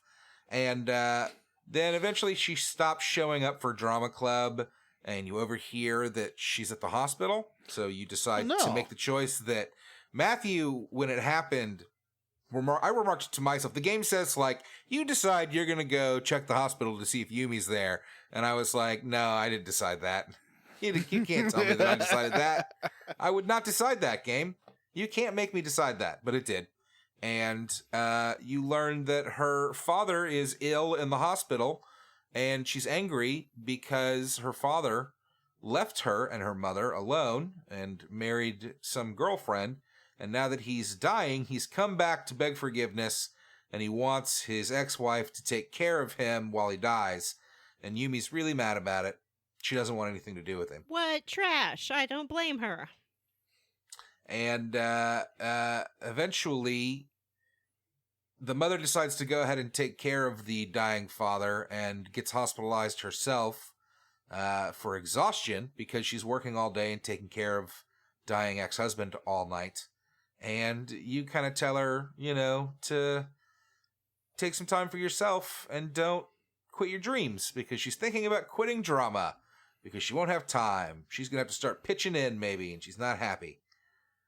And that's what's going on with Yumi. Jim, what about your social link? Well, I was going to talk about Yumi, but I guess I will talk about Chie. Mm-hmm. So I'm only at like, I think maybe rank 4 with Chie right now. But what you learn about Chie, her, I will say her like social link interactions, the first few, there's not a lot to them. She basically just likes to go train at the Samagawa floodplain. She likes to practice her martial arts. And she tells you about how she wants to like protect people and all the like stuff that runs through her head and how she likes like kung fu movies and stuff. She's basically just being adorable. Yeah, she's great. Yeah. Now, one thing that you do get, I think after rank 4 or 5, is her follow-up strike ability. Mm-hmm. Oh, where she like kicks enemies out of the game. Galactic Punt. I think Matt talked about it last episode, but I got to it this time. That is anytime that shows up, I just start clapping. I'm like, It's super cool. Yeah. She's like, yeet. Yeah, I think It's Vanessa amazing. was there the first time it showed up. Yeah. Vanessa, she does yeet them out of the She game. does. She does. Yosuke has his own special attack, which is like twirling around with his knives, but it's not as good. That one's lame. It just does a critical and then puts him into a stagger state. Yeah. Whereas Chie is just like, nope. She could do. Why doesn't she do that every time? I think she can only do it when she really feels the power of friendship. Right. All right. Well, let's move on. Where are we going next time, Vanessa? Next time we are going to play until August 2nd. Ooh, that's usually BC Day. That's BC Day. 8-2. John, Yeah. you've claimed before that there's no bullshit minigames in this game. I'd never got that far, so I could be wrong. challenge you. Okay. I believe that choosing a card after a battle is a bullshit minigame. Oh, shuffle time. Ooh. Shuffle Shuffle time. time. There is a strategy to it because sometimes you can be like, well, for half XP, I can take 3 more cards, which you should never do if you have just fought a hand, because those wealth hands you should not have what they give you. Here's the problem with everything that Vanessa just said. It's not a bullshit mini game. It's the best mini game. Yeah, I mean, there's an incentive to clear all the cards because if you do, then you get shuffle time guaranteed in your next battle. Mhm. Maybe I should back up a second. After a battle, sometimes you get to play shuffle time. Shuffle time gives you some cards to choose from. They're face up, so you can make your choice, and you usually can choose just one. But some cards give you more choices, and a lot of those cards that give you more choices come with some kind of detriment, like no items or half experience or something like that. And some of them transform other cards to different things. So if you strategize, you can clear all the cards away, and if you do that, you get a guaranteed shuffle time next time you battle, and also more choices starting out. You get to start with like 2 or 3 cards that you can choose. And the cards that aren't bad have things like improving your equipped persona, or increasing the amount of money you get, or sometimes it's a new persona for you. So it's lots of good stuff in the shuffle time. I forgot to mention, I feel like we have to before we end this, that when you do finally meet Shadow Kanji, the screen fills up with like a title for the name of his TV show, which is now called Men Only! Exclamation mark, exclamation mark. Kanji Tatsumi in Rosy's Steam Paradise. And this is, I think, maybe like the line that grated against me most in the game is Yosuke saying, "This is so wrong in so many ways," Yeah. which, like, in the 2000s was a straight guy's response to anything queer or trans or Right. anything. Mhm. Like, fuck I off. remember working with some guy in like, it must have been in 2000, and some drag queens like walked through where we were working, and he's like, "Oh, that's gross," and I'm like, "What? Like, what are you talking about?" But turns out he was just a dumb square, and the world has moved on because now everyone loves RuPaul. Yay-ish. Yay-ish. RuPaul's got their own set of things to Yeah. talk about. But that's neither here nor there. We'll talk about RuPaul fracking next time on Hey, Square Roots. Jim. Oh, yeah. So, there's a whole castle that you got to solve by August 2nd. So, what are we squarely against? Vanessa. I don't want to go first. I want John to go Jim. first. John. John, lay it out for us. How to feel? Well, once you can like have criticisms for something, but still enjoy it as a cultural work. I have criticisms of how, like, me. Okay, yes, this game presents it as he's not actually. It suggests that he's not actually gay; that he's just worried about being rejected by women, and that's why he assumes he has to be gay instead. And also, like, there's something that he doesn't really talk about this whole dungeon is that he's attracted to a boy. Yeah. Which the game's glossing and he over likes right now. to sew. Which So is not gay, but he thinks it is. I mean, it's not a great depiction of queerness, and it's one that's coming from it as a no, I'm not actually gay perspective, which narratively they write one thing that I don't think like, yes, it's true because that's what they wrote. But I think that it's maybe not a great depiction of this kind of queer worry. I don't know. It could be better representation, but it swerves real hard to not be, basically. Yeah. Which is I wouldn't say I'm squarely against it. I'm just like I'm kind of about that. I can still enjoy this game and have problems with many elements of it. Yeah. I feel the same way, but I also kind of enjoyed the camp of this whole section. It's like, it's a bathhouse. That's kind of hilarious. Like, it's just so over the top that, like, the idea of someone who is thinking about what queerness is like, oh, this is what it is. Like, this sort of niche thing from the 70s and 80s. But, right. But it is one of those things that often when queerness is depicted in Japan, it is like, I don't know if you've ever seen Hard Gay, which was a sort of Borat style reality humor where they got someone dressed like a muscle leather man to like walk up to people and freak them out. And it kind of reminds me of that, of the using gayness as a punchline. yeah. This isn't the kind of depiction of it that I think a queer person would make, but who knows? No. I don't know. I don't know about the I have fun with it, but I have fun with it knowing that it's not a great representation, but I could still somewhat enjoy where they're going with it. Yeah. I think that it's a lot of missed opportunity for a more nuanced look at what this actually means, and learning that gayness is not all camp, It doesn't have to be any camp if you don't want it to be. It's like that performative element is not part of orientation. It's part of how you choose to express your orientation. Does that make sense? That's why I'm so mask for mask. That's why you're mask for mask. No fats, no films. Let's talk about my truck. Jim. I am roundly for the music, the like dungeon, the bathhouse dungeon music. It's rad. It's great music. Like, it's got one part where it's got like a percussion breakdown. It's super cool. I feel like I could just run around listening to that music constantly. It's good. Good stuff. Who else? Matt Needs to go. Matt, what are you squarely against? Oh, I don't know.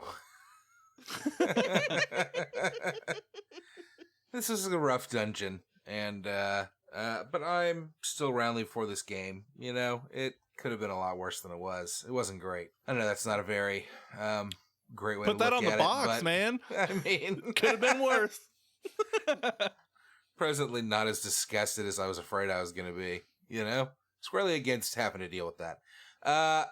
What about Vanessa? I already went, sort of. All done. But yeah, I mean, I'd say that like this is one of my favorite games still. It just has this element that is not good. Mm-hmm. Yeah. And some other elements, like we'll get to the overweight girl Oof. when we get. Oh, yeah. man. That makes me so sad. Yeah, that is the hands down worst part of this. That game. that is it's bullying. They put bullying in this video game. Yeah, and they want you to like join in. Yeah, they want you to cheer it on and like laugh. It's the worst. Wow. I haven't even got there yet. That sounds. Yeah, I know what you're talking about. It is. It's offensive. It really is. Yeah. Hey, since we're done talking about what we're squarely against, what do we talk about? Why don't we talk about something we're all roundly for, and that's our Patreon. Boop, boop, boop. Wow, We wow, definitely wow. we got a Patreon. Man, No somebody one else said explain we it. didn't. What's going on with that Patreon we got?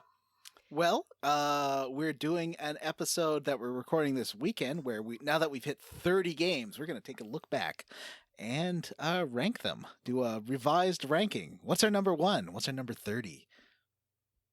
Will we include Persona 4 in that No. ranking? No. It's tough because Persona 4, here's the thing. Persona 4 is going to be the dark horse stalking this ranking episode because we all know that it's going to upset all of our top rankings. Probably. Yeah. But I haven't finished the game yet, so who knows?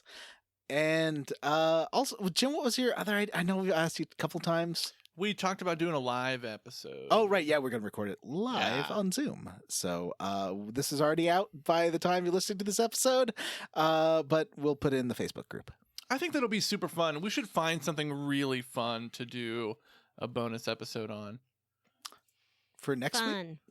No, when we do the live one. Oh, okay. Well, we'll figure it out. Yeah.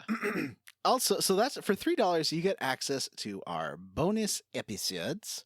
Oh, no, we won't post it in the Facebook group. We'll post the link in our Patreon. This is a Patreon. It's one of the many exclusive benefits you get from our Patreon is you can watch our Zoom call occasionally, I guess. We're going to try it out and see if it works. But you can definitely listen to all our bonus episodes. We've got like 40 on there that you can listen to. A lot of content. And so, yeah, we're doing a ranking and we'll talk about it. I'd like to put a vote up for what we do next month. But that should probably already be done by the time. Oh, no, it's not done by the time you listen to it because that's coming up before the end of the month, right? Yeah, Monday is the 29th.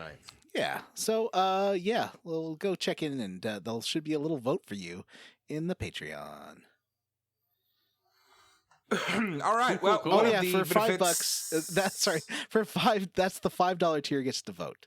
That's what you pay the upgraded big bucks for, and it's on things like at least two mainline games per year. We did 3 last year that were votes, as well as other little votes that we'll sometimes do just for fun. Just for funsies. And Matt, what was the last thing you wanted to talk about? One of the things that we do, if you're a patron at any level, is read your name at the end of the episode as a thank you, and we're going to do that now. Jim! Yep, here we go.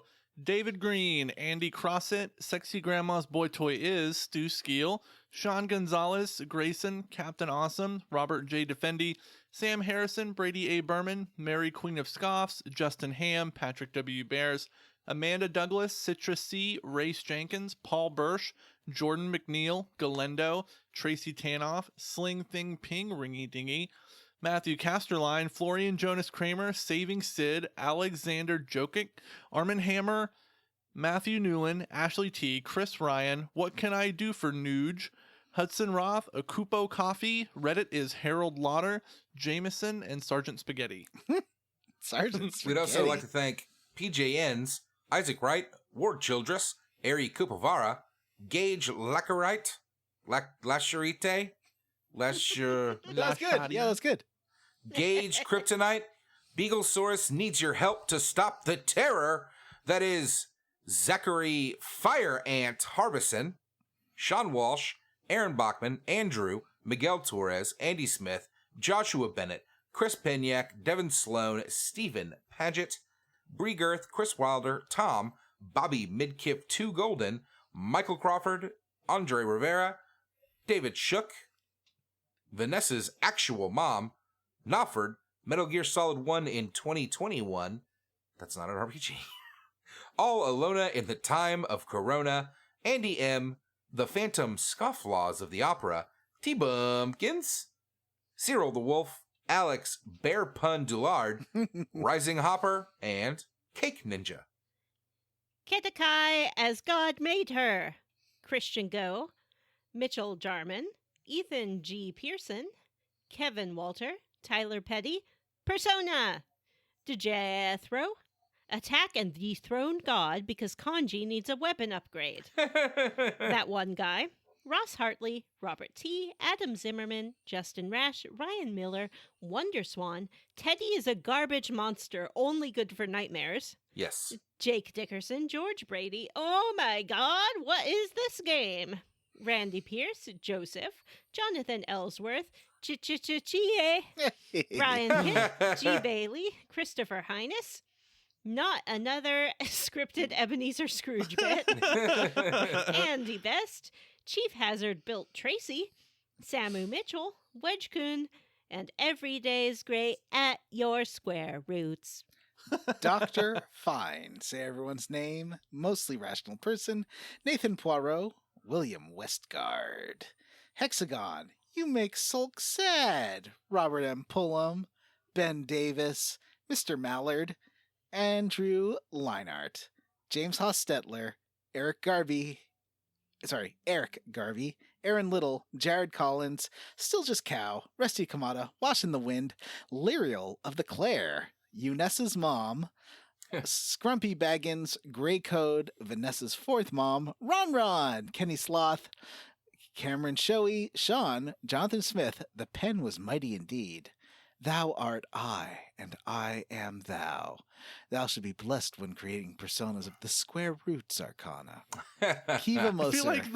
I feel like the square roots, like persona would be like an anthropomorphic hot dog. Yes. Hot dog! Kiva Moser. Teddy is a persona non grata. Benjamin Avner, Natty Jorgensen, and Huxley Iguana. All right, everybody, that's it for this episode of Square Roots. You can email us at squarerootspodcast@gmail.com, and we will read your email on the podcast if it's podcast appropriate. You can come see us at our Facebook group, the Square Roots Podcast Group for smart, cool, very attractive people, or tweet at us. We are at Square Roots Pod. Don't forget to rate, review, and subscribe on iTunes or wherever you listen to podcasts. Give us a rating, please. We like them. And thanks to GillStudio for letting us use their cover of Time to Make History. Links to their Spotify and YouTube are in the show notes. All right, everybody, for Square Roots, I am Jim Banks. I am Matthew Van Zant. I'm Johnny Brandon. And I'm Vanessa. Bye.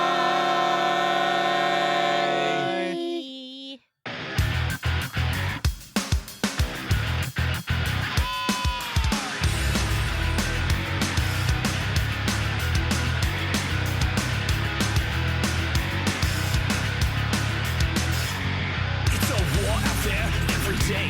You can't hide from it. You gotta play by the rules, play it cool. Gotta laugh in the face of the sad disgrace when your friends and foes look alike on the face of it. They miss their history, but they fight over a place in it. Yeah, they fight over a place in it. I live by the times. That's just how your life goes by. I know it's not your fault, you say, but there ain't no other way. So step on up to the plate. Meet your fate, walking straight on into the lion's lair. Step on up to the